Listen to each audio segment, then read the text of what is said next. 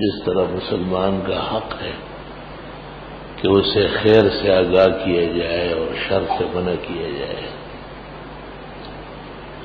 خیر کے مجموعے دو ہیں، ایک بدنی عبادات جیسے نماز روزہ، اور ایک مالی عبادات جیسے زکوٰۃ، ادائیگی حج کا بیشتر حصہ،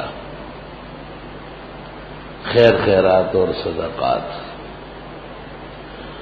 مسلمان کو جس طرح یہ کہنا اور سمجھانا ضروری ہے کہ وہ اللہ کی عبادت کرے، نماز بر وقت پڑھے، روزہ فرض ہے قطعی طور پر، اس میں کوتاہی نہ کرے،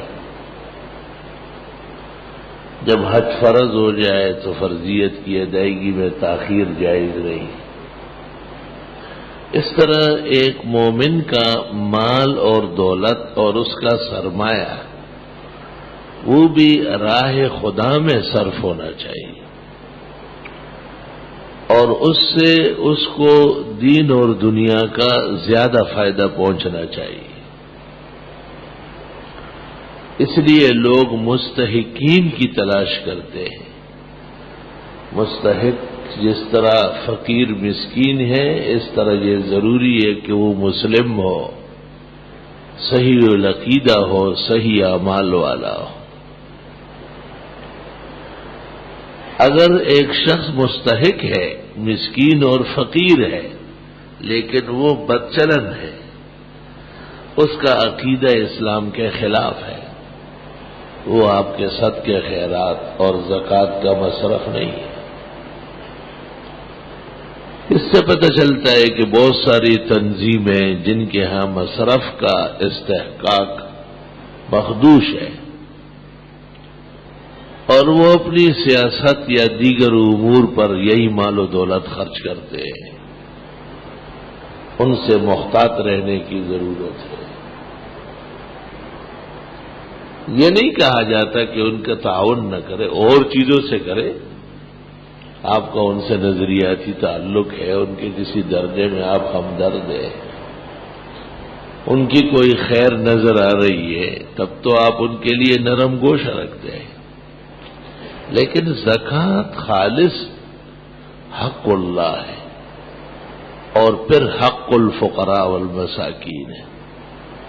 اسی طرح خیرات، صدقات اور دیگر تعاون عمدہ جگہوں میں صرف ہونا چاہیے۔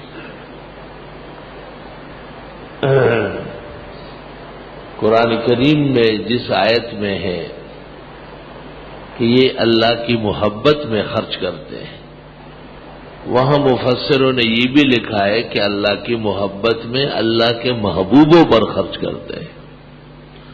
دشمنان دین اور بے دین اور بدعمل لوگوں کا تعاون اس طرح جائز نہیں ہے، اندیشہ ہے کہ گناہ کا ارتکاب ہو جائے۔ جناب رسول اللہ صلی اللہ علیہ وسلم نے بھی فرمایا، اکلت طعامکم الابرار، تمہاری چیزیں نیک لوگ کھائے، نیک لوگ استعمال کریں۔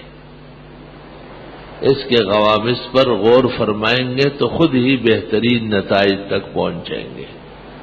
الحمدللہ رب العالمین، نستغفرک اللہم ونسألک السلام علیکم، لہ الملک و لہ الحمد وعلی کل شیء قدیر۔ یا اللہ۔ السلام علیکم ورحمۃ اللہ وبرکاتہ۔ محترم ناظرین اکرام، مفتی ظفر علی خان صاحب کی ویڈیو دیکھنے کے لیے اور سننے کے لیے، ان کے بیانات کو سننے کے لیے ہمارے چینل کو سبسکرائب ضرور کر لیں۔